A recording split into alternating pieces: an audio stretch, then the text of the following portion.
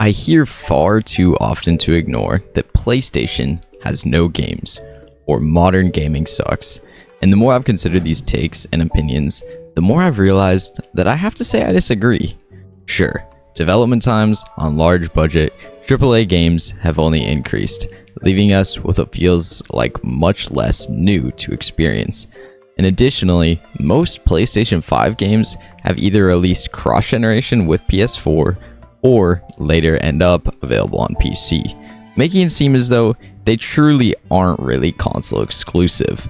But considering how many incredible experiences I've had with the games from this generation, how blown away I've been by game visuals, and how immersed I've ended up in so many stories and worlds, it's really difficult for me to wrap my head around the idea that people truly believe the PlayStation 5 has nothing to offer that would make it worthwhile. I want to take some time today to show my love and support for the console that has blown me away time and time again. It's critically important to acknowledge the fact that games are made for PlayStation 5. Even though they are on other platforms, in the end, they're developed with the PlayStation 5 in mind, leading them to always perform at or near their best possible performance on the platform.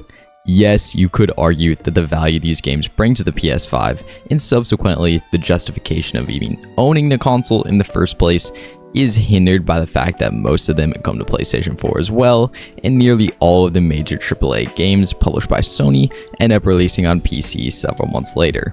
Horizon, God of War, Final Fantasy, and many more all follow this exact formula. Release first on PS5, then after a couple months to a couple of years of being out, later come to PC to capitalize on that market of gamers and help make back some of the tens of millions of dollars that have been poured into these games. But this release cycle does not affect the immersion of the stories being told by these games, or the massive worlds to explore, and the captivating gameplay given to us by each and every one of them. It really is a rather simple concept. Taking advantage of the diverse markets in the gaming industry is crucial for game developers to make their money back. Considering most modern AAA games cost over $100 million to make, limiting the amount of people you can sell your game to strictly those who own a $500 PS5 will no doubt be a poor business decision. Thus, many experiences PS5 owners would come to expect to be exclusive to the console end up releasing as cross-generation titles and later releasing on Windows. Here's the thing though, it does not matter. Ratchet & Clank Rift Apart is still the breathtakingly beautiful and incredibly fun PlayStation 5 game we all know and love, even if you can play it on a high-powered PC. God of War Ragnarok delivers in nearly all aspects a PlayStation 5 game should, despite it also coming to the PlayStation 4. The point here is that the PlayStation 5 isn't any less valuable as a console, and the games aren't any worse due to them not being fully exclusive. This console has an incredible catalog filled with many of the greatest games to ever release, and it needs to be respected for that. Another point people will use to discredit the PlayStation 5 as a console with a top-notch game library is simply that a large portion of the games on it are remakes, remasters, and sequels to older games. A fair point, I must say, but this idea has some flaws that I would say hinder its relevance as an argument against the console. The idea of re-releasing a well-loved and respected game from an older console generation years later with highly updated visuals, many new changes, fixes, and quality of life features added onto a new console is a great way to preserve the original, diversify the library of games on the console that it has to offer, and make game developers a hefty amount of money from a project that wouldn't take nearly as long as a full new game, in order to be able to afford the development of new titles and new IPs. Sounds like a win-win, right? Well, in theory it is. The issue is, it seems like the majority of new releases aren't even new releases. It just feels like stuff we've already bought and already experienced all over again. Take for example, The Last of Us. This franchise is quite literally only 2 games, but somehow it has managed to have about 5 different releases. The original The Last of Us on the PlayStation 3 in 2013. Then, about a year later, this game was remastered for the PS4. Jumping all the way to 2020, we finally got a new game in the franchise with The Last of Us Part 2. After another 2 years, The Last of Us Part 1 was released on the PlayStation 5, being a full remake of the first game. And finally, in 2024, we got The Last of Us Part 2 remastered for the PlayStation 5. I'm sure you can see why many people have a problem with this. There's simply only 2 games here, which have just been remade and remastered to death. This is certainly the most extreme example of this in modern PlayStation, but still, it's kind of absurd that this is even acceptable in the gaming industry. But here's the catch. All of this had a purpose behind it. Intergalactic, the Heretic Prophet, is the new IP being developed by Naughty Dog, the developers of The Last of Us.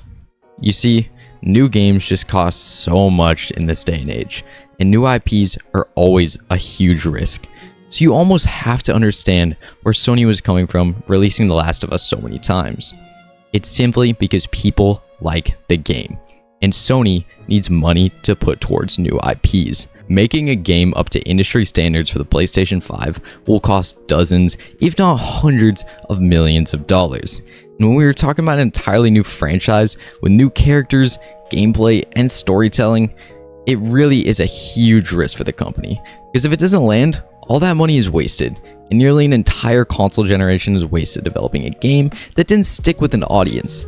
After taking all that in, I hope you guys can somewhat sympathize with publishers for releasing remasters, remakes of games they know we already love, because the current state of the gaming industry almost requires them to do that to keep itself up and running.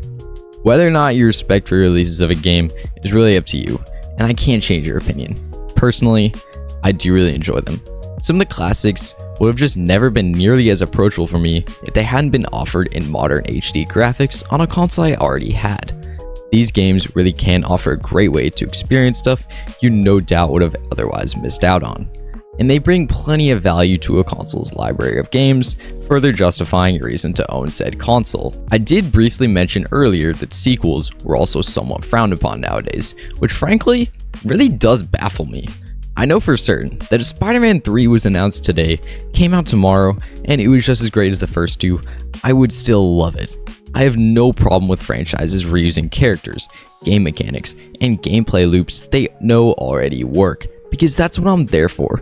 When I go to play Spider-Man, I'm not looking to play as Wolverine. I want to swing through New York City and whip up bad guys. I understand that after years of a franchise being out, something needs to be changed up to give it something new and innovative. Whether it's drastic like the change from the Greek God of War gameplay over to the Norse God of War gameplay, or something more adaptive and welcomed while still holding on to the feel provided by the original games, like Elden Ring embracing an open world design. It will always be necessary to change up something after a few entries over the span of a decade or longer. But criticizing a console's game library due to a large amount of sequels, following up games in well-received and fan-beloved franchises does not make any sense to me. Reiterating on what I was saying earlier, this is not the Xbox 360 generation, where a new franchise can just be popped out of nowhere for a few $1,000,000 and made in a couple of years and fully take advantage of that console.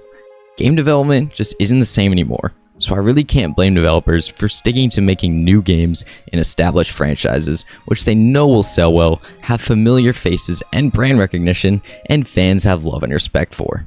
And I mean, personally, I wouldn't ever complain about getting another God of War game or getting another Ratchet & Clank game. I'm always going to be up for that. These are the faces of PlayStation. These games are what I'm here for. Let me know if you guys agree or disagree with my opinions here, and if you enjoyed, please consider subscribing. It helps more than you could possibly imagine, and it would seriously mean the world to me.